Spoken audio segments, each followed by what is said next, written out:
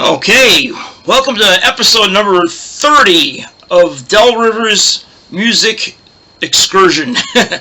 Music Collection. Yeah, Del Rivers Music Collection. I'm Del Rivers. I'm the host of the show. Loud as usual, and the camera won't focus, but we'll do our best.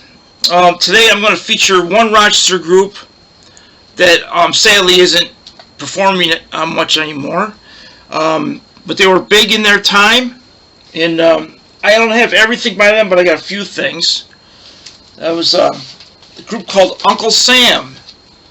They released a 12-inch called Whiskey Slick on Skeller Records, and B-side was their version of Link Wray's Rumble. It was Uncle Sam doing Rumble, all 2 minutes and 30 seconds of glory. Amazing stuff. And after that, they came out with a controversial record. I don't have the record, I have just the CD, which is a flood victim. It's Uncle Sam, Heaven or Hollywood, I think it's what it's called. And it had a naked girl on the front. You had a sticker you could peel off, and she was buck naked, I guess. And it caused a lot of controversy in Rochester, New York, for because we're such a conservative town, and they made a big deal out of that. And they released, I believe, 2 more CDs. I've got this one, Letters from London. You can see it on the bottom, Letters from London. And I know this guy right here with the big hairy guy. That's Larry Miller. He used to run Miller's Dairy in Rochester, and they used the truck to drive their equipment around. I knew Larry Miller and his wife Lisa for a long period of time. We sort of came in and out of doing stuff. He's a big Colts fan. He's a great guy, and I still see him on occasion, or run into Lisa or something. And the other guys in the group, I'll have to look it up here. If I'm not, I know their names, but I just keep slipping. Oh, geez, where's it show? We'll try this page right here. This is Letters from London, the one I'm looking at now. The rec label is Skeller. I don't know if they're based in Rochester or if they're their own company or what, but they're called Skeller Records. I'm just trying to open the sleeve. You know how you get these sleeves are impossible to open. It's hard enough to pull it out of the thing here.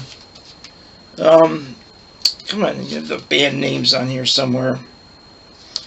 Yeah, I feel embarrassed, but I know one guy's name is Dave. One thing that they had after their last CD, I think it was they dressed up in drag as women.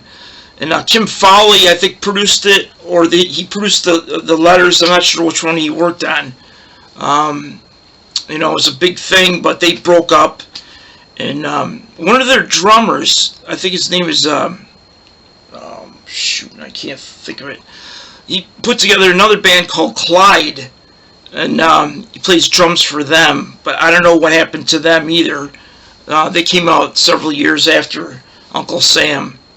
And I think maybe a couple of the members went, into music or something. But I know Larry Miller, instead of being a dairy guy, he ended up selling used cars or selling new cars or something like that. I think he might still work for a car dealership. Anyway, being the 30th episode, I thought it'd be kind of cool to put something really cool on. And I've got Badfinger. I'm going to start with the first CD, when they used to be the Ivies, and work their way through here. Let's see, we got the CDs first. Then I'll get a few albums too. Magic Christian Music. That was the Ivies. They became Badfinger, maybe about halfway through. It was really cool. There's the back of it. It has bonus tracks on this. They put bonus tracks on all the CDs mostly. I'm only missing one CD or album, Ass. where they have the donkey in front of the sunset or whatever.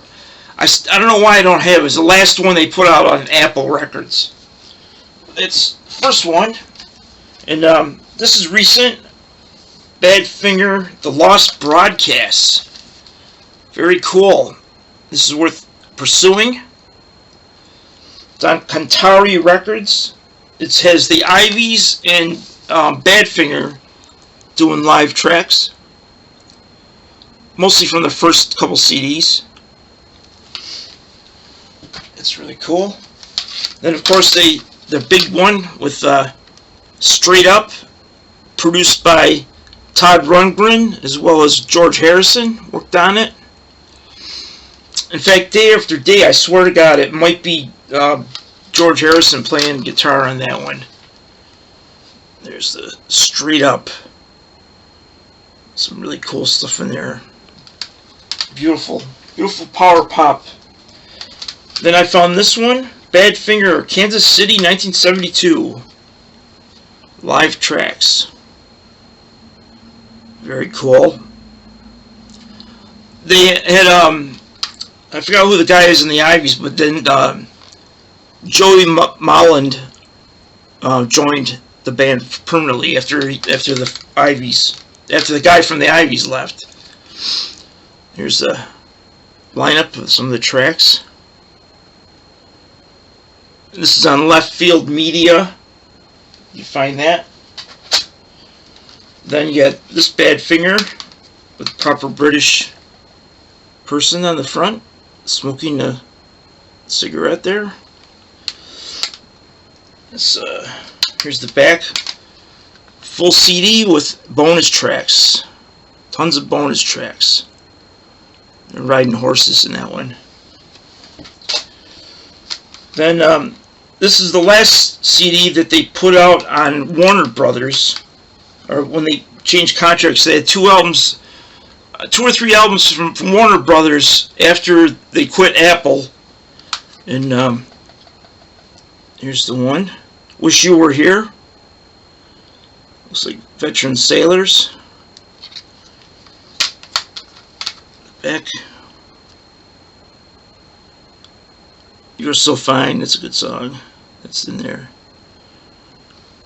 It's on Warner Brothers. Then they were on Permanent Press. It's a label that Ray Paul put out when he lived in California, I believe. Now he's living in Rochester. He has Permanent Press Records. That's when it was down to two guys. They got Joey Molland and Tom Evans. They were the last two from Badfinger. You know, and I got a few of these albums that are really cool. Straight Up Sessions has some bonus tracks on there too. The ones on the right side, I think, are extra tracks. They're not on the Straight Up album. That's why I got that. It was pretty cool. Then they got their very, very last record they put out as Badfinger. Badfinger, Say No More. Nice artwork by Peter Max. Some Peter Max artwork for their last album on Radio Records. They had a semi-hit on there. I Got You. I think that was played quite a bit. That was an airplay hit, I guess you would call it. Yeah, everyone knows how Badfinger got the shaft on recordings. They put out a record and nobody would promote it or anything. It always gets screwed up. Then after Badfinger broke up officially, they had Joey Molland. I saw Badfinger in the 80s. It had, I think it had Tom Evans and Joey Molland. But I also saw Joey Molland solo. You know, he played at a couple places around Rochester. Joey Molland. There's an album. And then there's a bunch of greatest hits by Badfinger. There's a main one. I think it's like a Rhino Records or something. Oh, it's on Apple. Capital Apple. Badfinger. Then they have Badfinger Volume 2. This is on Rhino. They decided to put together a volume 2. They had enough good stuff to put in there. Volume 2. There's the guys. Meanwhile, back at the ranch. That's cool. Then recently they put out these two. Badfinger, Timeless. The Musical Legacy. It has just about everything you want by Badfinger, all in one CD. It's hard to see these things. And then they put this out, a tribute to Badfinger, No Matter What, revisiting the hits, where you get people like Ian Anderson from Jethro Tull, Rick Wakeman, Mark Stein from Vanilla Fudge, Carl, the lead singer of the Buckinghams, Albert Lee, and Todd Rundgren are featured on this. Badfinger, No Matter What. They did all of their songs on here. That's nice, refreshing versions of songs, like Come and Get It by Rick Wakeman. Never expected him to do that, but he did a good job. Okay, I got them. Then, I guess after Badfinger, Bob Jackson from England worked on a couple of the Pete Ham demos, which caused a lot of controversy because Joey Molland wanted to be on them or wanted to, do something with them, but he wasn't contacted, apparently, and ended up being Bob Jackson, the part-time Badfinger guy, and working on it. But nevertheless, it came out pretty good. You got Pete Ham's first demos here, 7 Park Avenue. I don't know if you can see anything in the back here. It's kind of hard to see anything. Catherine Cares, the first song. It's real catchy. Then they put out Golders Green. There must be an address that he lived at or had people that knew them. It's Pete Ham, second album, second solo. Golders Green. Let's see. Makes me feel good. Nice upbeat, happy song. The guy was so depressed, but he wrote happy songs. Power pop stuff. It's really good. This came out recently. I was surprised. I found it by accident. Pete Ham doing name of the album is Gwent Gardens. Gwent Gardens by Pete Ham. It's got more demos on it. But Bob Jackson's not on here. It's a different guy doing the demos. I guess he's trying something different with the demos. A few of these are demos of actual songs that they recorded, but original versions, and they just put them on here. I still have to listen to it all the way through. It's pretty good. It looks good. Then you got Joey Molland. Here's another album by him I found. This Way Up. Joe Molland. He's known as Joe instead of Joey. It's a weird cover. There's songs on there. And this is his last one, the newest one. It's Joey Molland, Be True to Yourself.